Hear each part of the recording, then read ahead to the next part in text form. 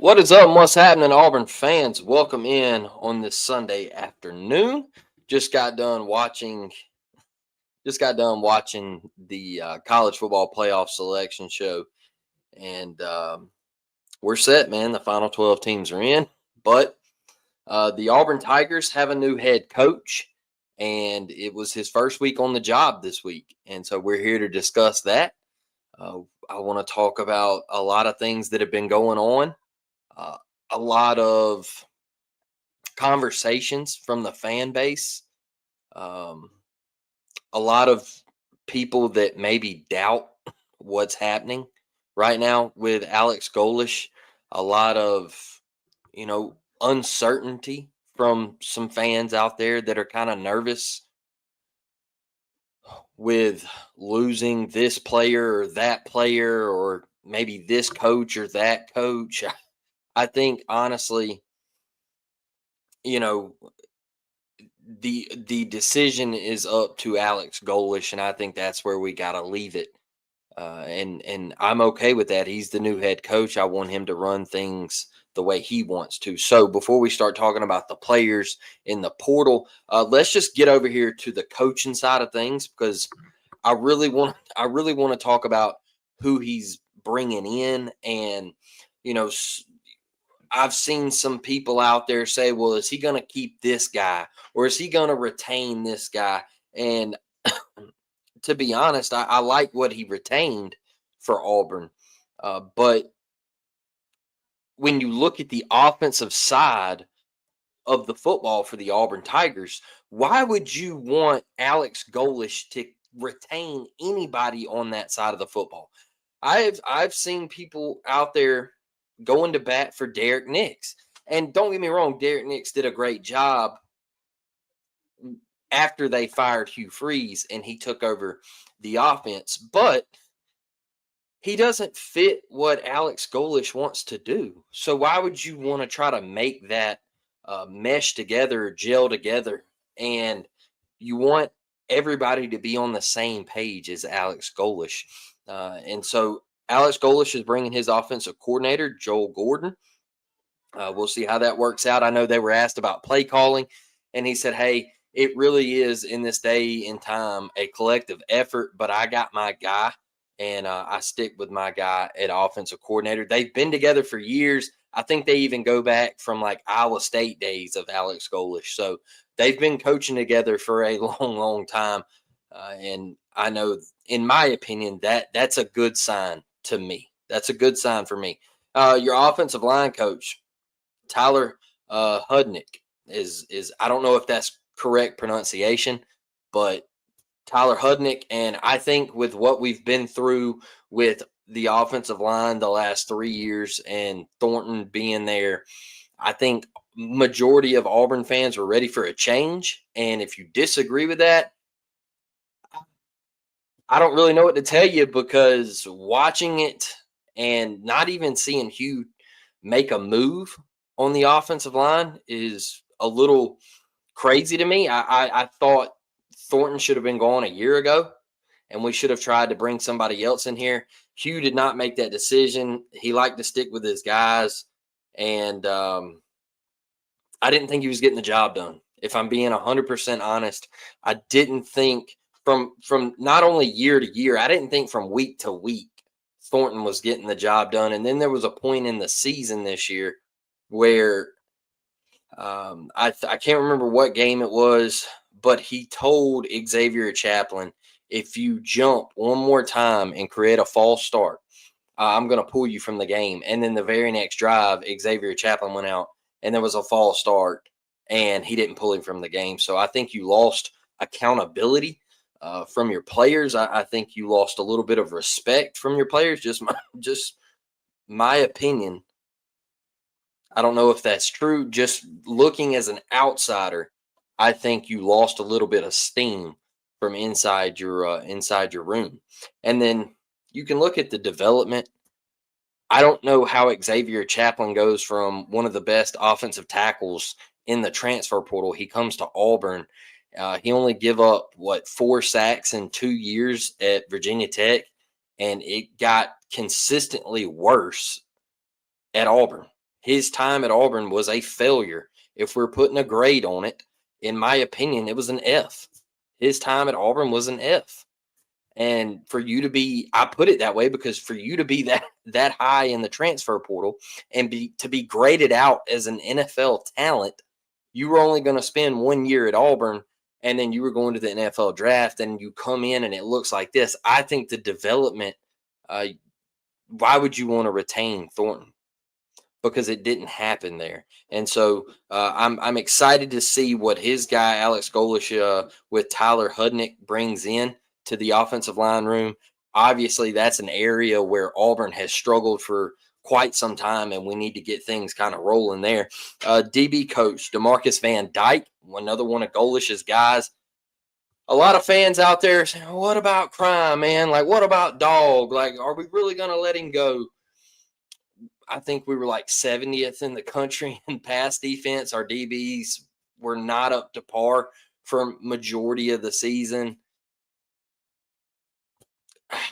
I don't want to go here, but I got to. You had a DB's dad come out on Twitter the other night and say that Auburn tried to sabotage his career. But when I see these wide receivers who are hitting the transfer portal, they're posting clips, and it's just Strader constantly getting cooked.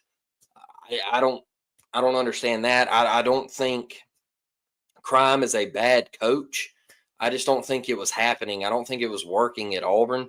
And so I think Golesh kind of looked at that and said, okay, DJ's got an excellent defense, but that back end, I think my guy might be able to get it done a little bit better than Crime. And I know there's been some rumors that Crime might take an off the field position or whatever. I don't really know how that's been going, if there's been anything worked out, or if it even happened. So I'm not going to comment on that right there. But I think Golesh wants his guys in there to try to do a hard reset, in my opinion.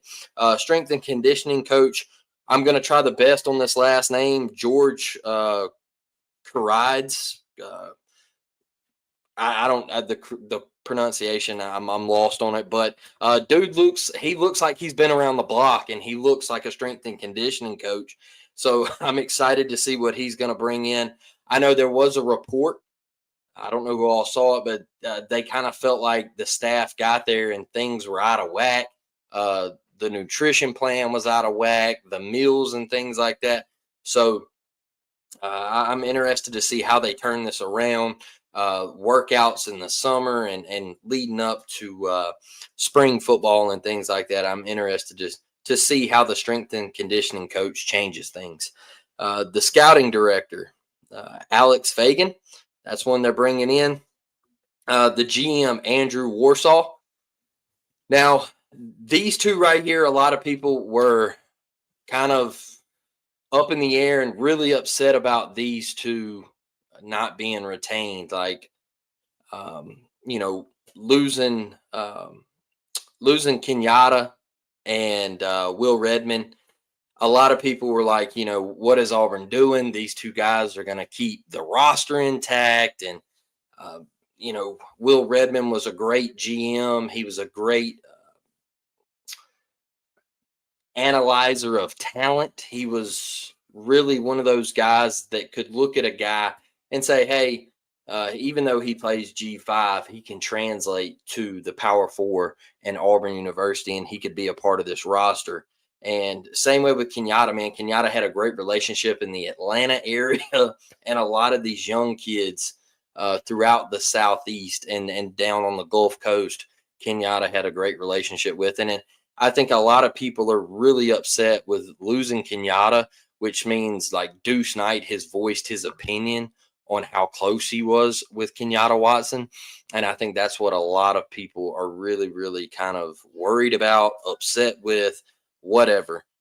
But I think the biggest thing, and a lot of people question this move, but, Cody Burns coming back to really be right next to Alex Golesh and be his right-hand man is assistant head coach. And, I think Cody, I think this is a good thing because this is a guy that won a national championship at Auburn. And I'm not always big on, if you're a former player, that means you got to coach at Auburn. Okay. I really feel like a lot of fans out there, and I'm not downing any fan. I'm just saying I feel like a lot of Auburn fans are like, well, he played here, so he's got to coach here. You got to give him the job here. It's like I look at Marcus Davis as wide receiver coach. Like I think Marcus does a great job. I think he's a recruiter. But you look at some of the wideouts, like the play this year from the Auburn wide receivers. I don't think it was up to par.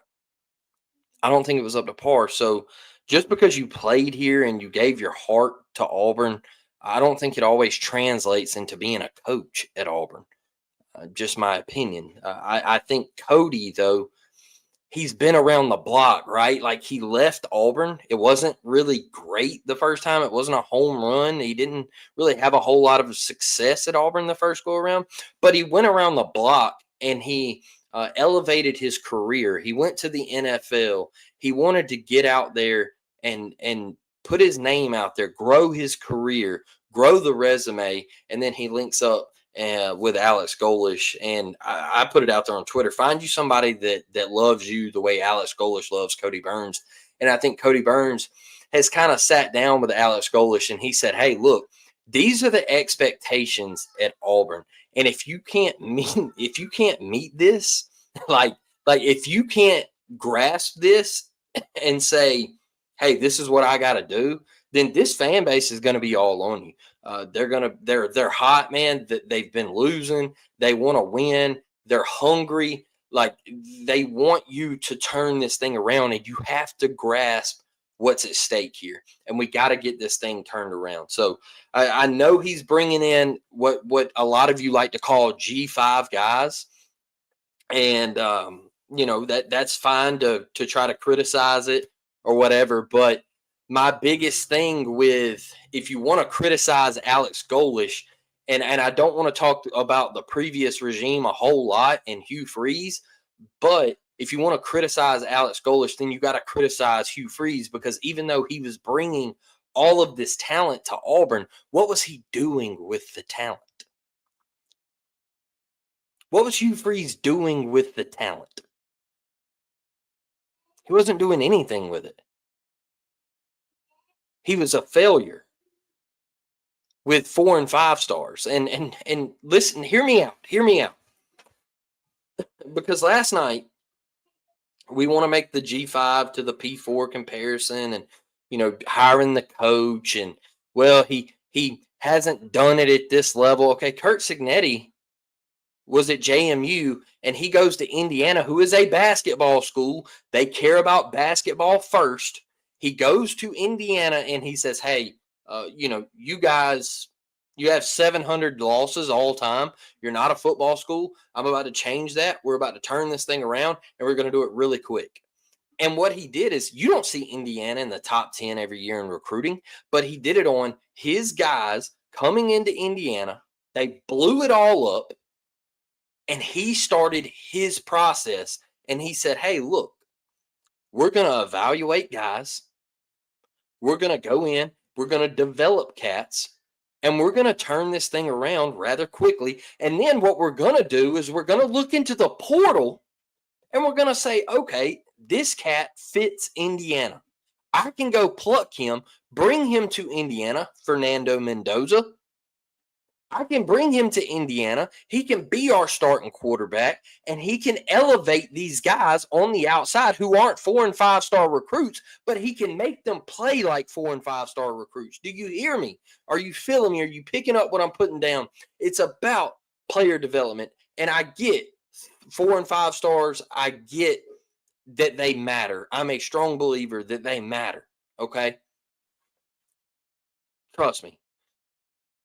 My point is you have to give Alex Golesh an opportunity, because now if you look at Indiana, they got off to the hot start. All right.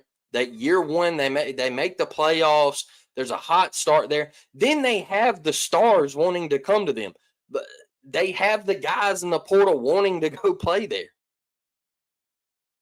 It comes with success. You got to win, man. And Signetti was the G5 guy that went there, and he blew it all up. And he said, hey, we're going to do it my way. Exactly. 4 and 5 stars will come when you win 100%. But you gotta take that and you gotta go in there and blow it all up. And he said, "Hey, we're gonna bring some lesser guys in here that are 3 stars, a couple 4 stars maybe, and we're gonna we're gonna take our lumps at first." Which Indiana gets to the playoffs, they get thumped by Notre Dame. You could tell they weren't ready to be in that spot, and that's okay. They got thumped by Ohio State in the big one earlier in the regular season last year. You could tell they weren't ready. But in year 2, what happened last night? What happened in Eugene, Oregon? They went to Oregon and they waxed them on their field. They get to Indianapolis last night in their Big Ten title shot in year 2, and they beat Ohio State. Was Ohio State coached well? No, I don't think so. I think Ryan Day made multiple mistakes in that football game. But you look at Cignetti and he didn't. He forced the issue. He said, "Hey, look, we might bend on defense, but we're not going to break, and we're going to make you have to make a critical coaching decision to beat us." I thought Kirk Cignetti is the perfect example. And you look at these guys like Alex Golesh, man, when these fans talk about, "I don't want to blow it up. I don't want to lose this player. I don't want to lose that player." Sometimes you got to cut a man loose, because we're talking about these players like they've brought some sort of success to Auburn. They haven't. And I said the other night, I don't think these players are losers. I think they were around losers, and I think they've been infected by a losing mentality, because all I hear out of the Auburn side of things is Auburn is soft. Players get babied. Players think that they're bigger than the program. That is what I hear. That's what I get. That's what I read with my own 2 eyes, is that Auburn is soft.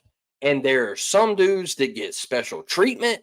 There's some guys that think they're better than what they really are. And there's not a whole lot of hard work going on. And the whole time we're sitting over here and we're beating the drum like, "We got to keep this guy. We got to keep this guy." No, what I want to keep is the mindset of Alex Golesh to come in here and win immediately, because that's what he told us. Now, like I said, I don't want to harp on the last regime, but what did the last regime tell us? It's going to take at least 3 years. And by year 3, you weren't winning. You still weren't winning, even with those great recruiting classes. So now I want to hear, "I want to win immediately." He said, "Hey, I might not want to take a project at quarterback with Deuce Knight. I might want to bring my own guy in here like Byron Brown, who I know is going to be successful in my system, who I know is only going to throw less than 10 picks in a year, who I know is going to throw for over 3,000 yards and run for over 1,000. I know he's going to be successful in my style of play. Maybe I want to bring him in here." Now, is that official yet? No. But I'm thinking of the mindset of Alex Golesh and him wanting to try to win in this conference immediately, instead of trying to build a 7-5 and then try to get to an 8-4 and then try to get to a 10-2. No, Alex Golesh said, "Hey, I want to do a quick turnaround like Kirk Cignetti. I want to come in here and I want to make Auburn competitive immediately." And what does that call on? It calls on accountability and discipline. Losers find ways to lose games, and winners find ways to win them. Y'all, I preached over the summer. Auburn had to find a way late in the 4th quarter to win a football game. Players have to step up late in games to win games. What happened last night? I talk about Kurt Cignetti. If you watch that game, what happened last night? Mendoza. What do? They're down. They come up. Bang. Touchdown. They go up. Ohio State gets the ball. They drive down. Like I said, Cignetti made Ryan Day. He forced him into a couple of critical coaching calls, and Ryan Day chose to kick that field goal, and they missed, which it seemed like a gimme field goal. They missed, and Indiana gets it, and they win the Big Ten championship. They made plays and they put the pressure on Ohio State to make a play, and they didn't.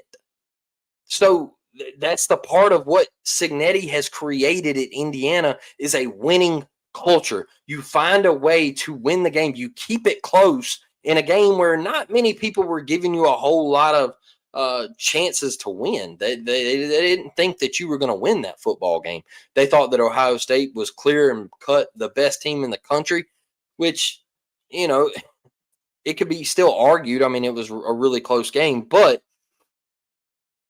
you went in there and you kept it close. You said, hey, let's go make a play here. You did. You said, hey, defense, I need to stop, force them into kicking a field goal. Never know what's going to happen. Guy chokes and they miss and you win the Big Ten title. I mean, like, come on.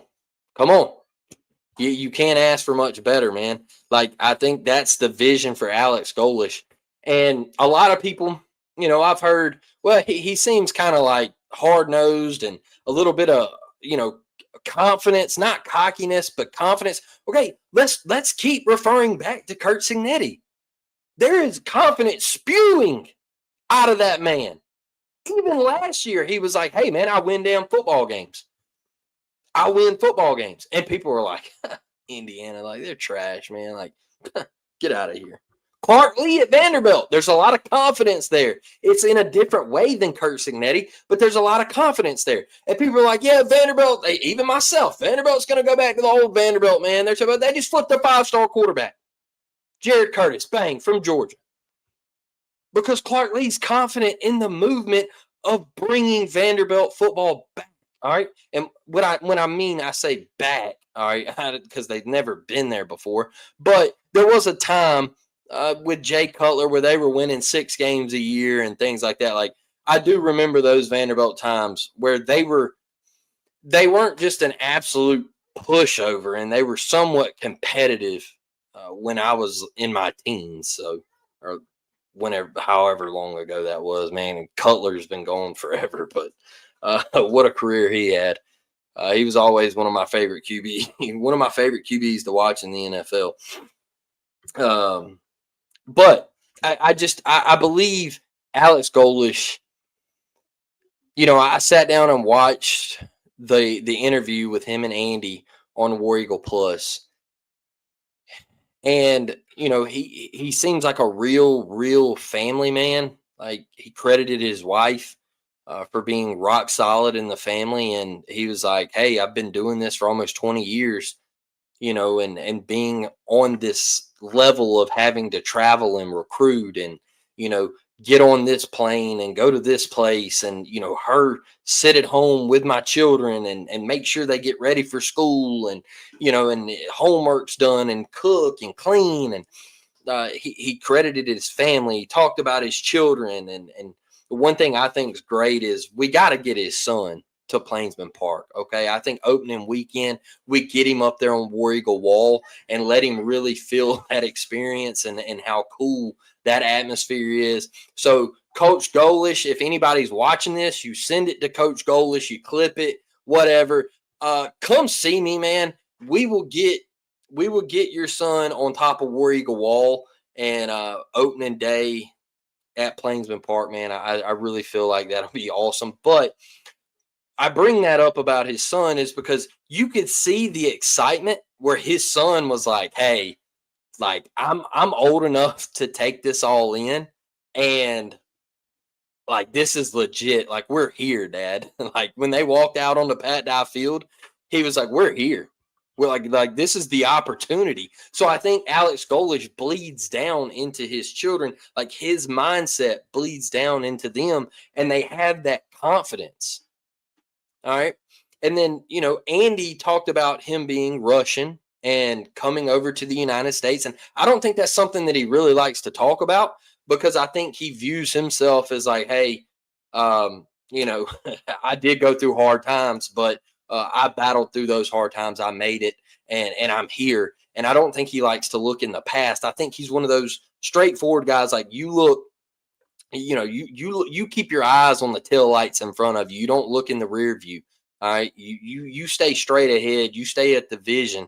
You keep tunnel vision and you stay and stay focused, right? I think he's one of those guys, and so I don't think that's why you really see him kind of glance back on his past. Now, talking about his coaching career and the guys that gave him a shot, and when he was talking to Andy, I think one of the best things is he mentioned Jim Tressel and how much he learned from being in Columbus, Ohio, and being around Jim Tressel. And that's a national championship coach who had Ohio State. I mean, they were beating Miami and the cream of the crop back in the day in the early 2000s. So Golesh was around that. He was infected with that winning mentality early in his career, and I think when he branched out, like he talked about going to Oklahoma State and Iowa State and even getting some time on the defensive side of the ball and switching over to the offensive side of the ball and finding Josh Heupel. And, he was like, hey, I go to Tennessee. I thought this was the best part. Like, he was like, hey, I go to Tennessee, right? And I realized, like, man, this is the SEC. Like, the SEC is the cream of the crop. It's the best of the best. And he goes in and have the best offense in the country. They're putting up 50 on Bama. All right. Like they're scoring 30 plus a weekend. He's got Hendon Hooker getting talked about in the Heisman. And what does he immediately do? He says, hey, it's been fun, Tennessee, but I want to go be my own guy. I want to go be my head coach, right? Like, I've been at Central Florida with Josh. I've been to Tennessee. I want to go be my own guy. And people are like, man, why are you going to USF? Why are you going to USF?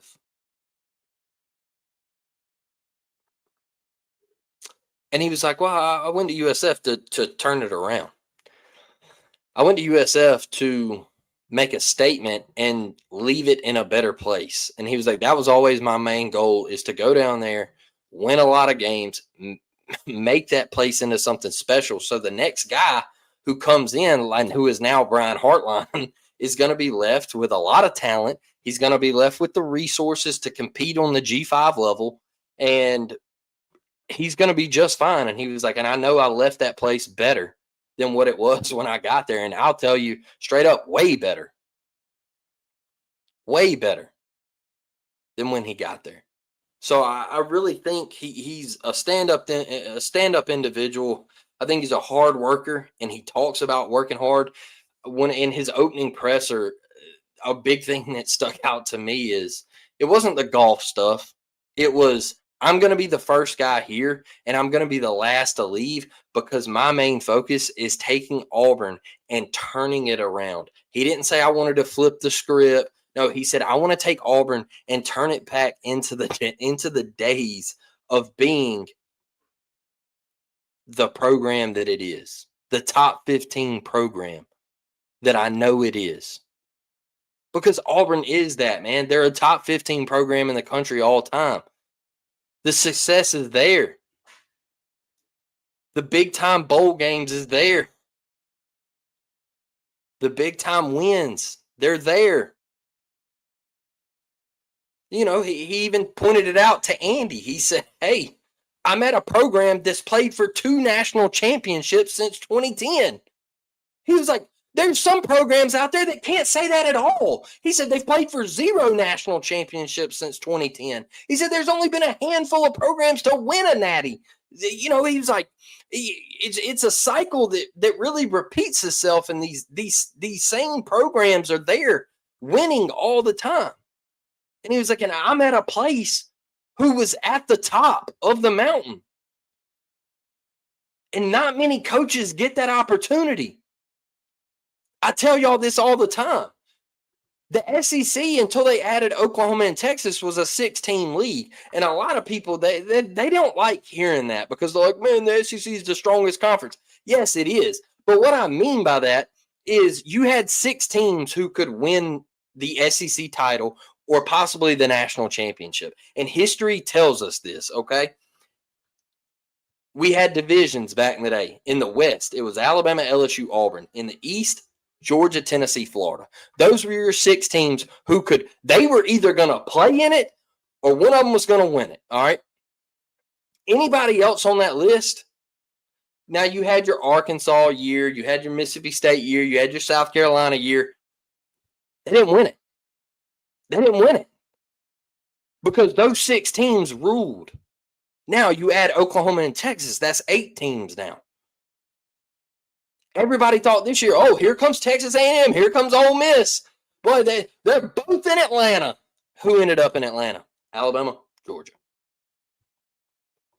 History repeats itself, man.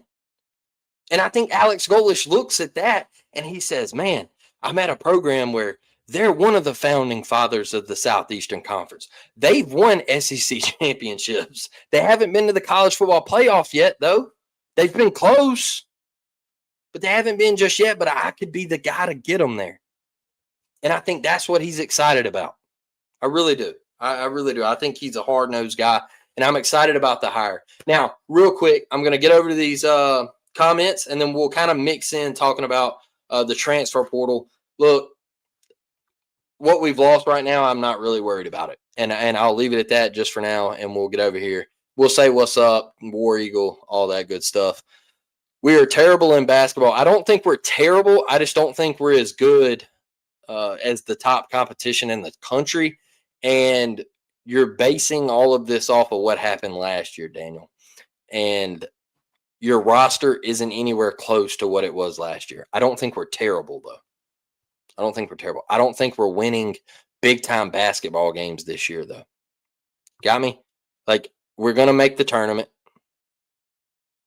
We're going to make the NCAA tournament. It's not going to be as a high seed, but we probably won't make it out of the round of 32. Maybe the first round of 64. But I don't think excuse me, I don't think we're terrible.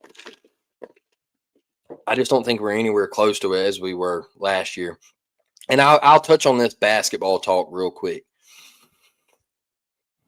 I saw Main Easy on Facebook. He shared, how do we fix this? I think he was like, is Stephen Pearl the guy or whatever? Stephen Pearl is not the problem. And I'm kind of tired of seeing that people are like, oh, BP would never get treated like this. BP is the one who put together this roster. And he left Stephen without a center. And he left Stephen without a 4-man who, you had Janai last year and you had Chaney last year. And they were both kind of grimy and gritty and both physical down on the block, man, could get in there. You don't have that this year. And your front court just isn't great.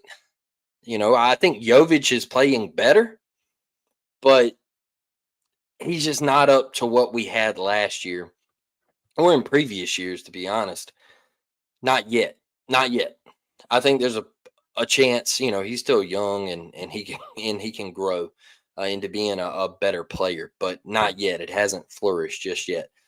But you even look at, I know CBM was a headache, but you lose a guy like CBM, man, a guy that can get out there on that wing. He plays great defense. He can hit the 3 ball. He can also put it on the hardwood, drive, get penetration into the defense. A big thing that Arizona was doing last night is they were trapping Auburn. They were getting Auburn because their backcourt, Auburn's backcourt turns the ball over, and Arizona was going to blitz Auburn. They were going to try to create turnovers, and you don't have that guy who can break defenses down this year.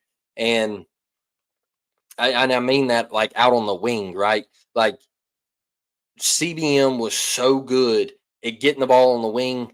Sometimes he would hit the 3 in your eye. Sometimes he would pump fake, dribble drive, pull up for a mid-range, 8 to 10 feet, pop, bang.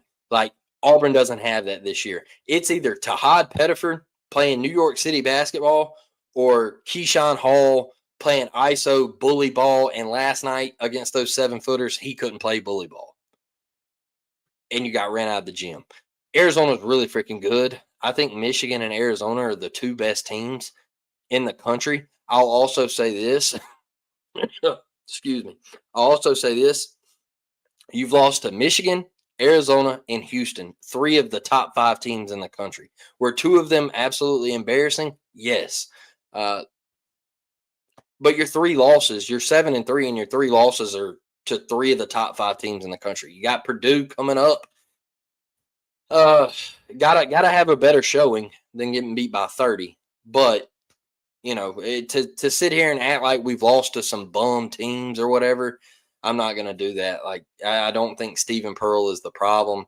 I'm not gonna sit here and down Stephen Pearl and say that he isn't a great coach. Like let's be real, man. He doesn't have the roster to go up against the size and the talent of Arizona. It's just Auburn's too little. They're too small. William says, War Damn Blake, War Damn Eagle. How are we doing on this Sunday afternoon? War Eagle fam, how we doing, Miss Devin?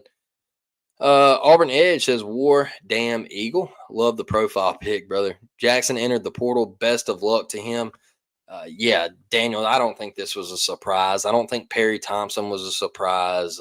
Guys like Caleb Wheatland, things like that. Like, I don't think any of these guys that have hit the portal yet have been a massive surprise. And I'll be honest with you, anybody that does hit the portal, good luck to you. And that includes Deuce Knight and Cam Coleman and Malcolm Simmons. Or do I want to keep those guys at Auburn? Yes, absolutely. But can guys be replaced in today's age of college football? Yes, absolutely. Let's take Ole Miss, for example. I was thinking about this last night. Now, they lose Quinshon Judkins, right? And everybody's like, oh, man, Quinshon Judkins, he left Ole Miss for Ohio State. Oh, my God. Oh, man, Ole Miss lost their best player. Man, Ole Miss said, deuces, brother. Have fun, man. Like, yeah, you're going to go win a natty at Ohio State. That's awesome. But Ole Miss ain't dead. And Ole Miss replaced him. They said, okay, next man up. Hey, here you go.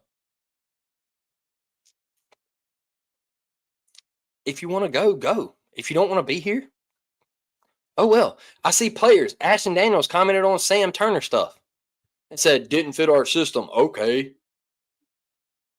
That's Alex Golesh's evaluation of Sam Turner. He said, hey, you're not the type of receiver that I'm looking for to fit my offense.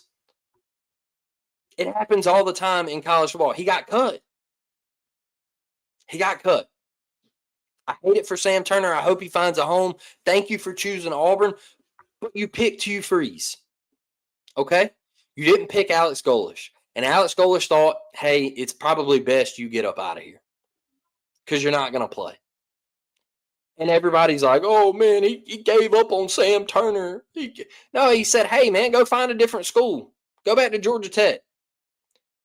Because that you flip from Georgia Tech to Auburn to be with Hugh Freeze. Hugh Freeze is no longer here. See if Georgia Tech will take you. Like, it's just, if you don't want to be here, then don't be here. And some guys, they didn't want to leave Auburn, but they're being told to leave Auburn because they don't fit what he's trying to do.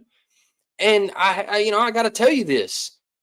You have to give Alex Golesh full autonomy to come in here and do what he wants to do. Because that's been Auburn's biggest problem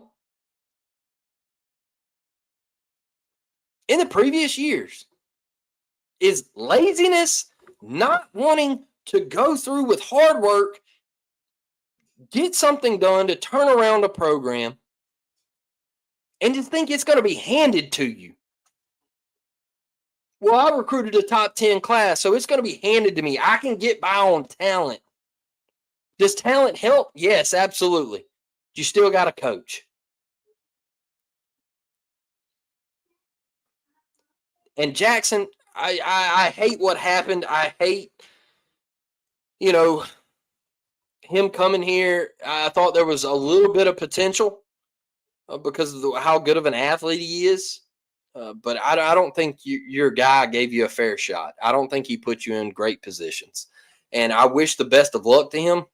I'm not going to down him. I'm not going to get on here and say Jackson Arnold was a terrible player and, yada, yada. I'm just not going to do that. I wish him well. Miss Connie, War Eagle, How are we doing today? Let's see here. It is a good chance. Let him bring in the people he wants. For sure, Daryl. For sure. Let him bring in who he wants to bring in. And guess what? If it doesn't work, we're going to be right back here. But hey, that's just like every other program. Look at what Florida's doing right now. If it don't work there, they're going to be in the same boat we are. Ole Miss with Pete Golden. I think they got absolutely screwed. If you want me to be honest with you, Ole Miss got screwed because they waited around on Lane Kiffin when they knew he was going to leave. They knew it. They knew it. Everybody knew it. I told you. Lane's out of there. He's gone. When he stood up at the podium and he said, man, I got a lot of praying to do. Hello? That tells you right there he's gone. That tells you right there he is out of here. And they waited and waited and waited. Well, we're going to have a meeting. We're going to have a meeting Saturday night. Man, you should have met with him the day he said that. I'm like, hey, man, just go ahead and pack your bags and get on the plane. So now you had to promote Pete Golden as your head coach. I think they got screwed. 4 and 5 stars will come when you win. For sure, Mike. I'm with you there. I'm with you there. His son is a mini version of a coach. He is, man. He is. He looks just like his dad, for sure. For sure. So what do you think about, you say players making big plays, folk did not make big plays where we needed him to. Just my opinion. Nobody hold him accountable. I love Auburn. Just keep it 100. Make big plays. Who did not make big plays? Daryl, let me know. Folk, who did not make big plays? If you get to me, I'll talk about it. Wardam Eagle Ernest, how we doing, man? Y'all hit that like button. Oh man, Ernest, I appreciate you, brother. I appreciate you. 4 and 5 stars will come when the new staff has time to recruit them. Great point. The weakest link. Freeze first class was okay, but not great. Give them a full year to get their guys in place and get to work. Now, the weakest link. Thank you for commenting this, because I wanted to talk about the Jace Matthews and the Braylon Womack thing, where they flip. They go to Mississippi State and Ole Miss. We lose 2 5 stars. That's awesome. To ask Alex Golesh to keep these 2 kids, I think some of you overreacted. And I'll be honest with you. Oh, guess what? Oh, well. They didn't stay. They're not in the boat. Bring who you want to bring. You're bringing some guys from USF. Bring who you want to bring, and let's ride. I'm not worried about Jace Matthews, who's coming off an ACL injury.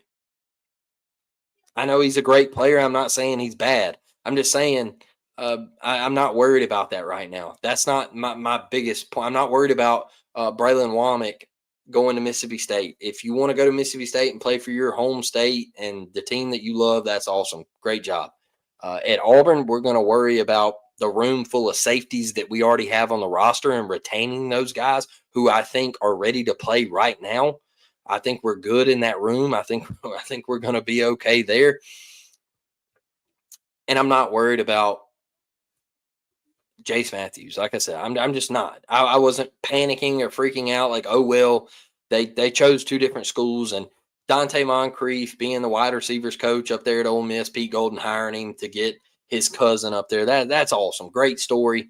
Whatever. Golesh had 3 days, 72 hours to be like, hey, sign this dotted line. And he got a really, really solid pool of kids to come in here. A couple from where I'm at right now. And if you watch the state championship game Friday night, the 6A state championship game, I hope you watched Deshaun Spencer, because I told you we had a star on our hands. We had an elite wide receiver on our hands. And they ranking what they ranking. But I'm telling you, he is an absolutely gifted player. I've watched him for 2 years, and that Saraland program has produced immediate stars. And he is as good as they come. And he made big time plays against, let's be honest, the best team in the state of Alabama, Clay Chalkville. They're nationally ranked in the high school ranks, and I think they're really, really darn good. They got some dudes up there. They got some dudes up there, and he made play after play after play. So I'm a Deshaun Spencer guy. That's what I am. And Alex Golesh, to get him from away from Duke to Auburn in that amount of time, I think that's awesome. I think Deshaun bought into the vision of Alex Golesh and what type of offense he's going to run at Auburn.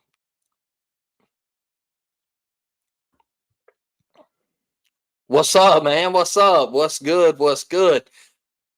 Oh, just got done watching them playoff rankings, man. Just got done watching them playoff rankings. Miss Karen, I see you up there. I'll get to you in just a second. Auburn wins big next season. This will be similar to 2013 turnaround. If you can get someone to take the action, bet Auburn in playoffs for 2026. And Keith, guess what? I don't think it's some outlandish thing to say because we have seen immediate success in new age of college football. So for Auburn fans to get on Twitter, social media, and say, man, it's going to be a really long off season. No, it's got to be an exciting off season. Be upbeat about this off season. I'm not telling you to put on orange and blue goggles, and just say we're going undefeated and all this. No, but be upbeat about next season. And because I've already heard, well, man, our schedule next season is just, well, it looks like that now. What is Ole Miss going to be? What are these teams going to be next year? We don't know. We don't know. We thought Vanderbilt was going back to being the old Vanderbilt. And guess what? They're 10-2. Just got left out of the college football playoffs at 10-2.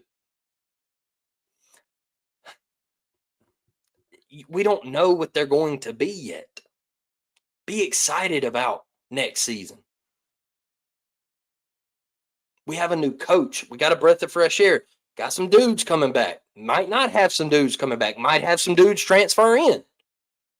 Be excited about these next couple of weeks, these next 2 months. Then guess what? Then we kick it into spring football. You get your practices. You get to play. Well, you're not going to play an actual 8A game anymore, but you get that scrimmage or whatever in front of fans and all that, which I think is bogus, but it is what it is. It's the new age of college football now. So, yeah, be excited. Be excited. There's something to look forward to, because I don't want to experience 5-7 anymore, and I think that's the big thing for me. What's up, Miss Karen? How we doing? War damn. That's the big thing for me is a lot of these folks out here are, man, you're crazy, Blake. Like, we gotta keep this dude. I would much rather have this dude over that dude, and I'm like, the dude who went 5-7 for 2 years? You want that guy? Who dropped a 50-yard touchdown pass or the guy who gets burned on 3rd and 13 and a chance to win the game and you can't make a stop, and you want that guy? I don't think they're losers. I'll say it again. I don't think they're losers. I just think they were around a loser. And I hope you can get that. I think they were around a loser. So I'm not going to beg you to stay. If you want to get up and get out of here, then go. Get gone. Auburn will replace you. Just like Ole Miss replaced Quinshon Judkins. Just like all these other schools replace. Hey, oh yeah, right. Oh, time out. Carson Beck said, hey, deuces. All right, I'm out of here. I'm gone. I'm out. I don't want to be a part of Kirby Smart and Georgia anymore. I'm going down to Miami to hang out with my girl. We break up. I'm still down in Miami. I'm out of here. And everybody, the entire national media got on here. Man, I don't think Georgia's going to have the quarterback play. I don't think they're going to have the quarterback play to advance to the college football playoffs next year. I don't think Georgia is going to have the quarterback play. Gunnar Stockton ain't the guy. We watched him play against Notre Dame, and he's not that good. Levi's crying for me. If y'all can hear that. But Georgia wasn't going to be any good because they lost Carson Beck. And Gunnar Stockton comes in and he's playing elite football right now. They're SEC champions and they're the number 3 seed in the college football playoff. But everybody says, man, we lost Carson Beck. Lost Carson Beck. Georgia's done. They're dead. You don't have a guy that can come in and replace the production of Carson Beck. Come here. Here, we got a guest real quick. I'm live. We got a guest. That's Levi, y'all. He's in here. Say hey. Say hey. Okay, I'll be done in just a second. I'm sorry. But yeah, you replace Carson Beck and Gunnar Stockton steps in, and everybody was wrong. They were wrong. Anybody can be replaced in today's time. Clay is a juggernaut in 6A. Yeah, they are. Yeah, they are. I got tired of the "we're so dang close" comment. Yeah, Brian, it was exhausting, man. Because I don't want to talk a whole lot about it because of Hugh, but for that to be your only thing is we're close was just kind of lame to me. But it is what it is, man. We got a new guy. I'm excited about it. I'm going to support him. I'm going to be a backer of his until he, proves me otherwise. Like, I believe in him, and I believe in Auburn, and I love it. So, so dang cute. Thank you, Miss Karen. I could hear him crying outside of the door, and then I heard him say "Daddy," and I was like, "All right, I gotta let him get in here." But y'all, I appreciate y'all for joining. Transfer portal. We're probably gonna lose some more people. We're gonna gain some people. Just trust in Alex Golesh. It's gonna be a wild ride. Buckle up. Be excited about it. Hit the like button. Comment, drop your comments, how you feel about Auburn football right now, how you feel about Auburn basketball, maybe. I don't care. It helps the video tremendously. Share it out on the Twitter. Let the people know that we're here. And I thank y'all, and we'll be back. We might be back tomorrow. It just depends on how my work schedule plays out because I told you I'd be here Thursday. I couldn't Thursday and Friday because I worked till 7:30 on those nights. And when I got home, I was just absolutely beat. So